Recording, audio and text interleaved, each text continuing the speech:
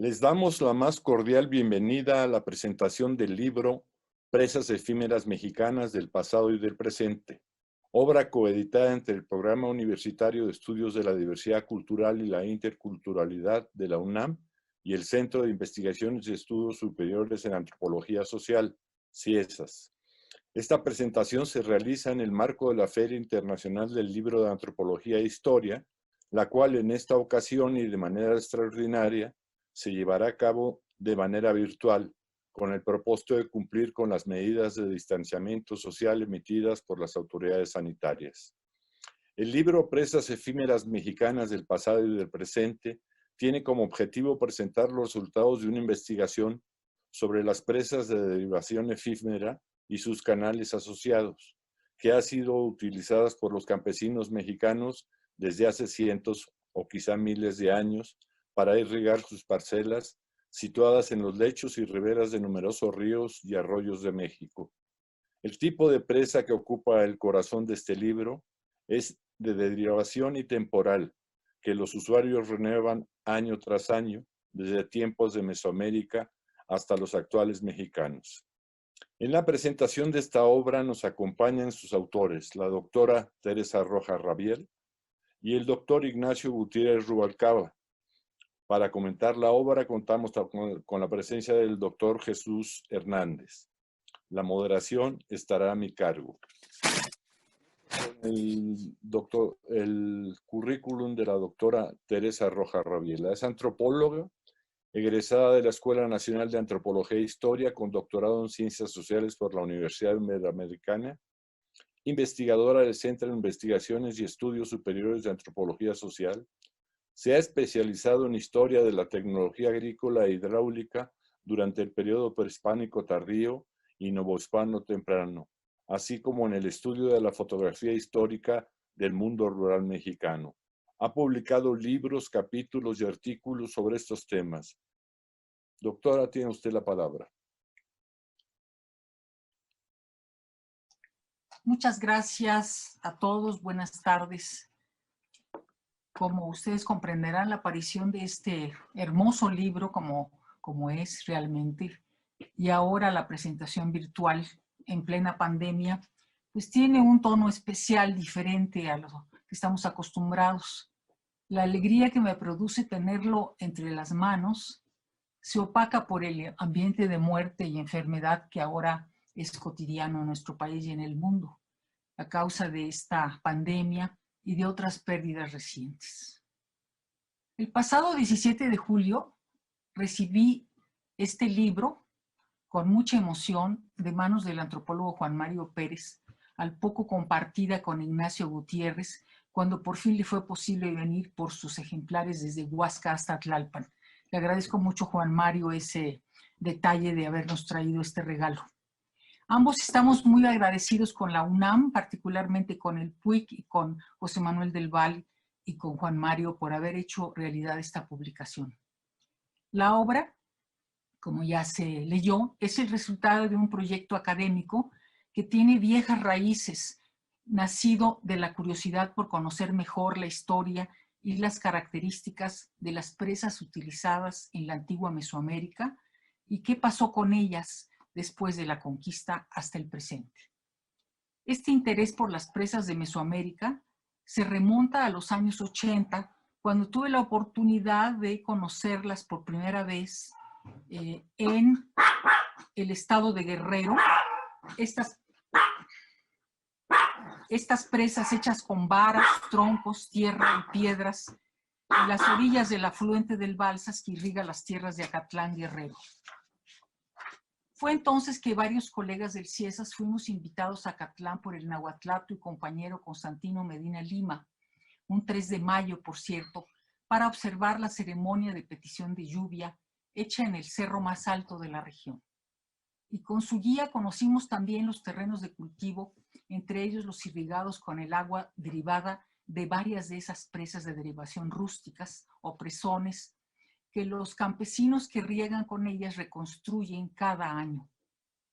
Por ahí quedaron las fotografías de aquellas presas utilizadas de vez en cuando en ponencias y conferencias que fui impartiendo. Con el tiempo sumé referencias e indicios de su presencia en épocas pasadas y en otras regiones de México. Pero fue hasta 2003 que consideré la posibilidad de emprender un estudio sistemático sobre las presas en Mesoamérica, incluidas las de almacenamiento, como la famosa presa del Purrón o Maquitongo en Coscatlán, Puebla, pero también, por supuesto, con las de derivación, que son mucho menos conocidas. Un primer escrito lo presenté como ponencia en el Congreso de Americanistas de la Ciudad de México en 2003, luego publicado en la revista electrónica de la UNAM, Universidad. Dicho artículo, de hecho, fue como el primer ladrillo con el que Ignacio y yo construimos, siempre a dos manos, como otros libros que ya se mencionaron, una investigación mayor en el tiempo y en el espacio que parte de lo arqueológico y va hasta el presente, y desde Sonora hasta la Mixteca de la Costa, y que dio origen a este nuevo y esperado libro. Juntos planeamos las tareas necesarias: revisión bibliográfica, búsqueda de documentos primarios y de fuentes históricas, localización de casos en el Archivo Histórico del Agua, que fue riquísima, la cantidad de información, sobre todo visual, de fotos, el rastreo de mapas antiguos del archivo y de fotografías, y luego algo importante fue la identificación aérea de los ríos con presas de derivación actualmente en uso a través de Google Maps. Ignacio básicamente se hizo cargo de ello, entonces empezó a volar por toda la República hasta encontrar indicios que son apenas visibles, unas rayititas así, en muchos de los ríos, y eso nos llevó a identificar lugares y fuimos entonces a varios recorridos de campo por muchos ríos que de esa manera identificamos desde Sonora, el Putla, el Extórax, etcétera, etcétera, que Ignacio va a referirse a eso. Y finalmente realizamos un estudio de caso etnográfico, básicamente a cargo de Ignacio, en el Río Grande de Tulancingo, cuenca del Pánuco, Hidalgo, que está incluido en la parte final del libro.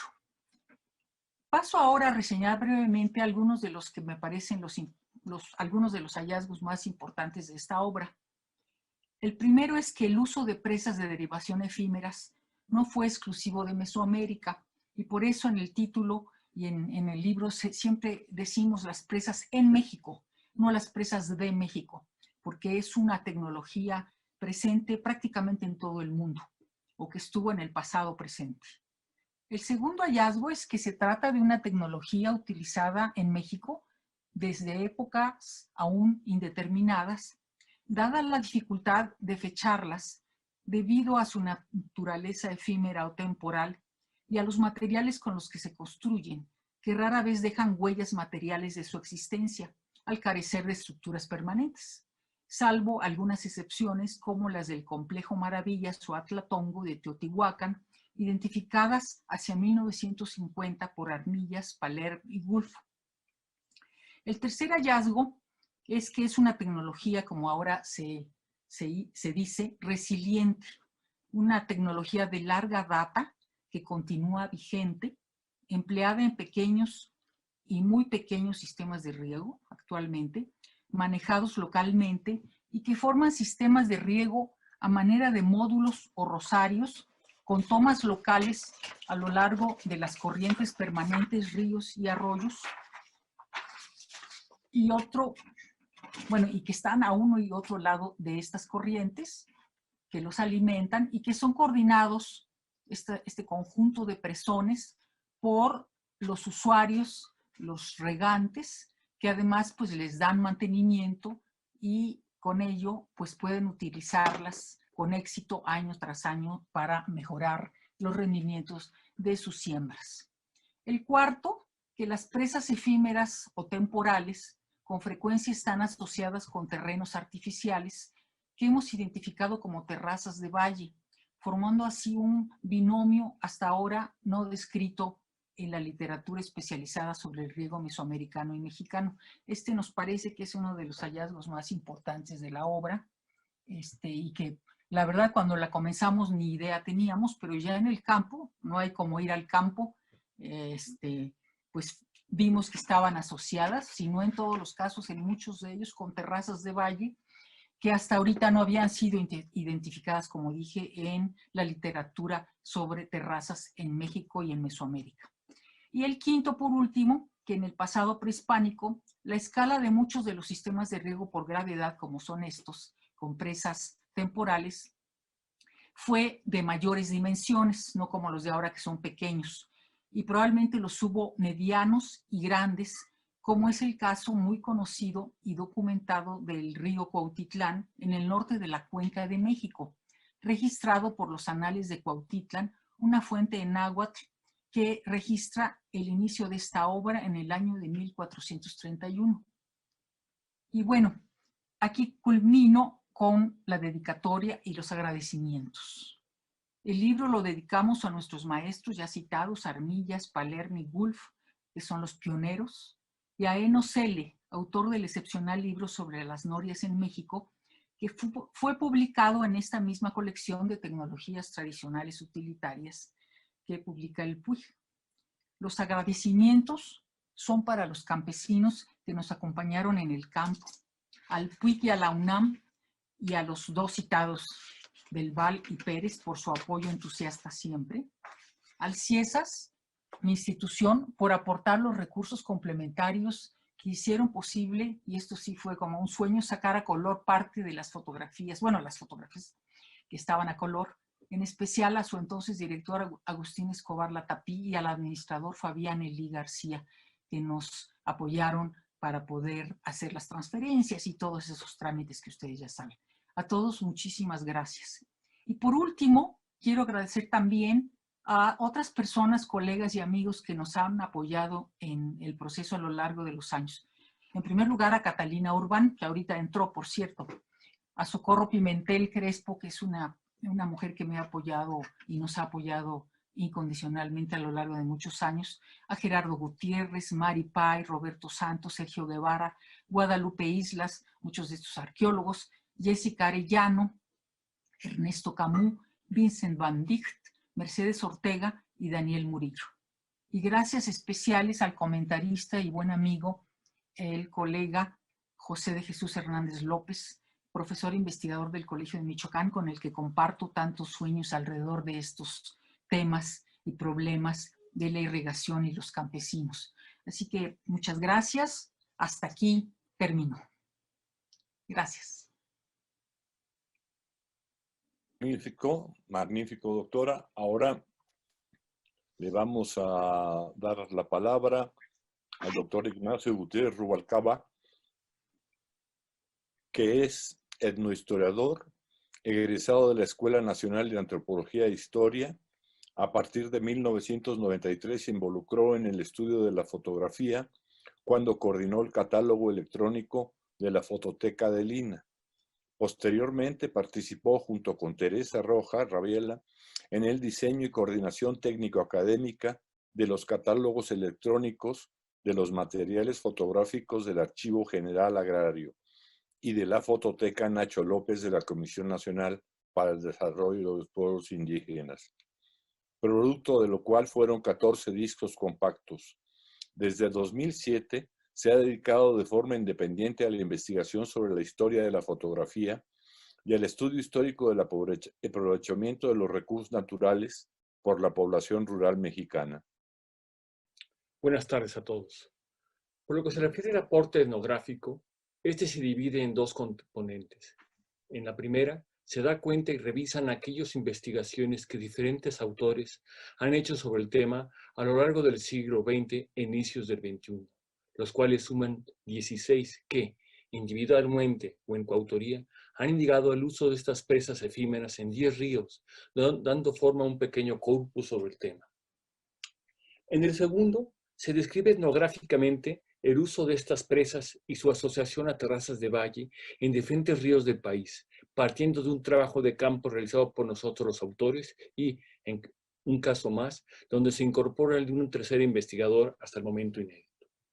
En un inicio, se realizó la investigación en los ríos Zacatlán, Sonora y Tlapaneco, ya estudiados por sondeos anteriores, para reforzar la investigación sobre el tema y tener una visión más acabada sobre su implementación de esta tecnología, donde, a diferencia de los primeros autores que no lo señalan, se pudo comprobar la estrecha relación entre riego y terrazas de valle, asociadas a las especies efímeras que, en su conjunto, moldean el paisaje ribereño de estos ríos. También se hizo labor de campo en el río Putla o Comala, en el estado de Oaxaca, perteneciente a la cuenca del río Verde de esta entidad, ahí donde la Mixteca Alta y la de la costa colinda. Los casos del río Estórax y el arroyo El Saucillo, en el estado de Querétaro, de la cuenca del Pánuco, nos permitió conocer dos diferentes técnicas efímeras de extracción de agua y ver de forma extraordinaria la relación tan estrecha que existe entre presas efímeras y terrazas de valle, ya que ahí pudimos observar que cada terraza tiene asociada una presa en una región muy montañosa con muy escasa precipitación anual. Sobre el río Ameca, ahí donde inicia la frontera entre los estados de Jalisco y Nayarit, una vez más logramos ver la estrecha relación entre presas efímeras y terrazas, dando forma a un paisaje antropogénico. Además, se pudo contemplar cómo en un espacio tan corto coexisten diferentes técnicas constructivas y formas de implementación, ya que una se desconstruyó con maquinaria y una organización de trabajo compleja donde intervino el municipio, mientras que a unos cientos metros del río abajo observamos otra hecha de forma totalmente tradicional, con recursos sacados del entorno y la organización de unas cuantas familias.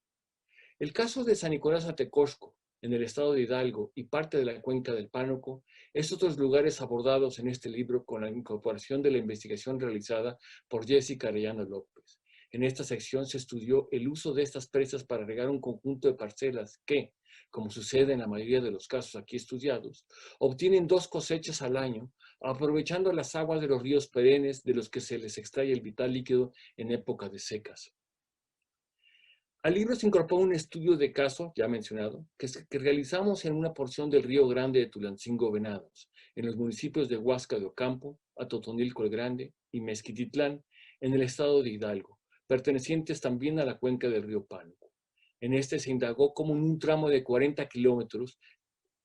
de largo existen 9 pequeños pueblos que se localizan al fondo de una barranca por donde transcurre la corriente.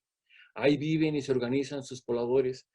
para explotar 11 vegas que en su conjunto suman 150 hectáreas dedicadas a una agricultura intensiva. Siembran prácticamente lo que se les ocurre, gracias al clima cálido, exento de heladas, con un recurrente enriquecimiento de los suelos agrícolas proveniente de las lamas que se depositan en ellos, así como el abasto de agua que proporciona el río durante todo el año. El estudio da cuenta de la organización de los regantes en cada pueblo, por medio de asambleas generales, cargos específicos y funcionarios que tienen que ser votados por un periodo de tiempo determinado por el conjunto de los pobladores. Estas reuniones de grupos familiares, arrendatarios y demás participantes buscan organizar la implementación de los sistemas de riego en cada vega y su mantenimiento, así como los vínculos que se establecen para este fin con la administración municipal si es necesario. También participa en la organización de todos los trabajos que comunitariamente se realizan para cuidar las áreas de cultivo, huertas y de defensa ante la creciente de los ríos que en ocasiones pueden ser catastróficas. Es importante señalar que estas áreas de defensa son fundamentales. Es algo increíble lo que encontramos ahí, ¿no? Lo que debe de quedar claro es que las presas efímeras, más que ser un recurso tecnológico excepcional y del pasado, son, aún en este siglo XXI, muy comunes y su distribución cubre la mayor parte del país, con excepción, por razones obvias, de las llanuras costeras y húmedas de la península y las costeras húmedas y las penínsulas de Baja California, árida, y de la de Yucatán, también húmeda por sí misma. Las causas de su probable persistencia en el tiempo y en el espacio son su funcionalidad, simplicidad y que la organización social asociada a ellas, además de que el agua que requiere no implica un prejuicio a usuarios río abajo, ya que estas presas se caracterizan por retener, pero no detener el flujo natural de los ríos. Muy amables, gracias por su atención. Muy interesante, doctor Gutiérrez Rubalcaba. Entonces, para continuar, le vamos a dar la palabra al señor José de Jesús Hernández López. Es doctor en antropología. Actualmente se desempeña como profesor investigador en el Centro de Estudios de Geografía Humana en el Colegio de Michoacán. El libro Las presas efímeras mexicanas del pasado y del presente se inscribe en la tradición de los estudios palermianos, clásicos en la antropología y etnohistoria mexicana, y que entre otras cosas explican cómo la relación de los grupos humanos con ambientes específicos está mediada por el trabajo, sobre todo el que refiere a una organización social requerida para adaptarse o adaptar la naturaleza y que a su vez implica tecnologías. Por ello se entiende que la UNAM lo publique en la serie Tecnologías Tradicionales Utilitarias de México. Sobre estas, considero de importancia mencionar que responden a necesidades específicas, a la manera en la cual localmente se resolvieron ciertos problemas y en las que siempre que se cuente con el andamiaje conceptual y la curiosidad que en este caso tienen los autores, es posible entender cómo dan cuenta de su funcionamiento, de cómo eran manejadas y su relación con otros elementos materiales, naturales y sociales, por ejemplo, con la organización requerida para manejarla y hasta la cosmovisión de sus creadores y usuarios. El libro es un estado del arte de lo que se conoce sobre las presas efímeras, precisamente por su carácter temporal, y de las cuales se tenía poca información y estaba dispersa, por no tener las características de otras edificaciones de mayor envergadura y vistosidad en el paisaje, por ejemplo. Sin embargo, los autores se preguntan por la persistencia de esas pequeñas obras de ingeniería hidráulica. Es decir, más que una cuestión de cómo fue que sobrevivieron, se trata de darle valor a saberes y técnicas que siguen siendo funcionales y que han dado continuidad a la tradición prehispánica de aprovechar el agua, sobre todo para irrigación más que para consumo humano, y a las cuales con el devenir necesariamente se les han incorporado tanto materiales más recientes o disponibles en la actualidad, como el plástico, pero también de otras formas organizativas. Y una de estas, importante por sus impactos, es la relación con el Estado mexicano en sus diferentes niveles. Por lo que nos dejan ver y saber los autores, se trata de respuestas locales, esto es, desde abajo, en manos de la gente, bajo su administración y cuidado, para aprovechar el agua, pero sin interés de almacenarla, que se han construido sobre todo en regiones de relativa escasez o poca disponibilidad, o donde las condiciones del terreno impidieron el acceso al agua, justo por encontrarse en un nivel más bajo que los terrenos a ser irrigados o ser rellenados con el material de arrastre de los ríos.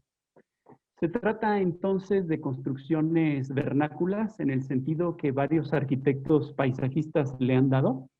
porque no responden a intereses políticos, sino que tienen una funcionalidad local, se construyen con elementos del entorno, hay una organización que sabe lo que se busca al represar el agua, no hay un interés estético. Esa misma organización conoce los materiales, conoce los cuerpos de agua y su comportamiento, y parece tener una perspectiva de que más arriba y más abajo hay también quienes aprovechan el río y entonces, tal vez de manera inconsciente, sugiere indicios de un segundo nivel organizativo más allá de la comunidad, a saber, el que comprende a quienes se relacionan con el río en toda su extensión. Así las cosas, el título refiere a las presas, pero la lectura del documento va mostrando los elementos de un sistema complejo. Cuerpos de agua, tierras existentes, así como otras que fueron creadas, por ejemplo las terrazas, para ser irrigadas, los elementos del entorno necesarios para edificar las represas, por ejemplo piedras, estacas, ramas, paja, lodo, lama, entre otros más, los constructores y usuarios, y en algunos casos, sobre todo más recientemente, los proveedores de algunos de los materiales para construirlas. Todos conectados por técnicas y saberes, y entre estos los relativos a la topografía, resistencia de materiales, el clima y la precipitación. De esta manera, y como los autores también lo muestran, el carácter estacional o efímero de las obras hidráulicas no se debe al tipo de materiales utilizados, ni a la falta de conocimiento, sino a que la experiencia demostraba que, de acuerdo a las necesidades anuales, las presas se podían montar y desmontar para dejar que el resto del año el agua fluyera de manera natural. Y ahí me parece que estos hallazgos conectan con el valor del movimiento, del Nahui Olin, como se conoce para muchos grupos indígenas, de la necesidad de que el agua fluya para que cumpla su ciclo y se renueven las cosas. Esto le confiere un carácter holista, ecológico. Para decirlo metafóricamente, por un lado se trata de una tecnología que persiste en el tiempo, pero que es efímera en el espacio, y que convive también, por decirlo de alguna manera, con las construcciones de escalas mucho mayores que actualmente conocemos, que son controladas y administradas por el Estado o por particulares. Por último, quiero agradecer y felicitar a los autores por el rescate de estos saberes y técnicas, por mostrarnos los impactos bioculturales en las poblaciones locales y más allá, y por el testimonio fotográfico tan ilustrativo, valioso y educativo. Nos habla de los encuentros y desencuentros entre la gente y sus ríos, como dijera la doctora Brigitte Byrne. Muchas gracias de nuevo y felicidades. Bien, entonces damos por terminada esta presentación de este extraordinario libro y bello libro. Lo tengo, lo he visto y lo he hojeado, que además es importante en muchos términos, ¿no? Yo veo la dimensión, digamos, antropológica de profundidad, ¿no? Que tiene este estudio de estas formas de manejo del agua, ¿no? Y la importancia que tiene hacia el futuro también, ¿no? La posibilidad de que esto se mantenga y se generalice, ¿no? Entonces, creo que es un libro importante, necesario y bello. Tiene todos los atributos y les doy las más sentidas gracias por su presentación tan amable de un trabajo serio, hermoso y definitivo. Muchas gracias, que estén muy bien.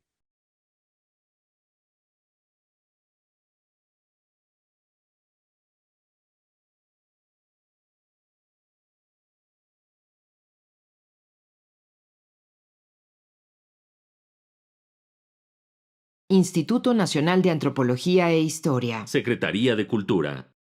Gobierno de México.